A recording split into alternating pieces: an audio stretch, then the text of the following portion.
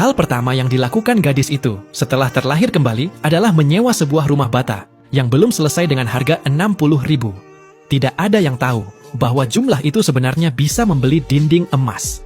Tanpa ragu, ia mengayunkan palu dan menghancurkan dinding rumah tersebut. Detik berikutnya, batangan emas tersembunyi di dalam tembok pun terungkap. Gadis itu segera membawa emas tersebut ke bank. Namun, ia justru disambut dengan tatapan meremehkan dari teller yang berniat mengusirnya. Tanpa berkata banyak, gadis itu membuka kopernya dan memperlihatkan batangan emas. Seketika suasana berubah. Manajer bank langsung mengundangnya ke ruang VIP dan memintanya menunggu.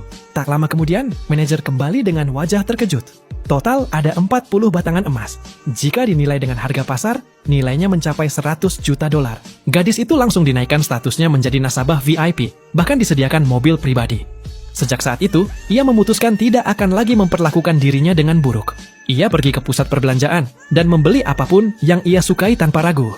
Setelah itu, ia menjual apartemen lamanya dan mulai menyiapkan sebuah kejutan besar untuk bibinya dan sepupunya. Semua ini ia lakukan karena di kehidupan sebelumnya, ia pernah mengalami kecelakaan mobil dan dilarikan ke rumah sakit. Saat hendak mendaftar, ia mendapati saldo rekeningnya tidak mencukupi. Dalam kondisi lemah, ia menelepon bibinya, tetapi bibinya berkata tidak punya uang. Padahal saat itu sedang bersantai di pemandian air panas. Tak punya pilihan, gadis itu menelepon sepupunya. Namun sepupunya lebih memilih membeli tas mahal daripada meminjamkan uang. Dengan putus asa, ia menghubungi ibunya. Sayangnya, sang ibu mengira ia berbohong dan langsung menutup telepon. Dalam keputusasaan, gadis itu pasrah dan menutup matanya. Namun ketika ia membukanya kembali, ia menyadari dirinya telah terlahir kembali. Pada waktu itu, bibinya sedang menjamu para kerabat di sebuah hotel mewah. Gadis itu tidak diundang, tetapi kartu kredit miliknya justru digunakan. Menyadari hal itu, gadis tersebut langsung mengganti pakaian, membuka kartunya, dan memesan kamar pribadi paling mahal di hotel yang sama.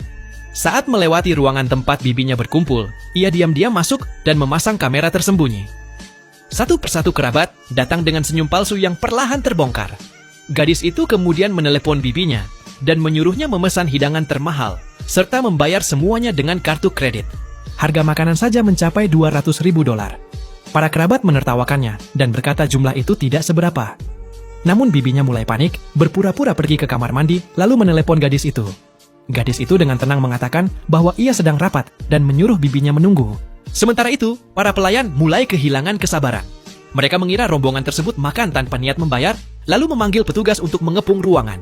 Suasana berubah tegang, dan kepanikan pun mulai terlihat jelas di wajah semua orang.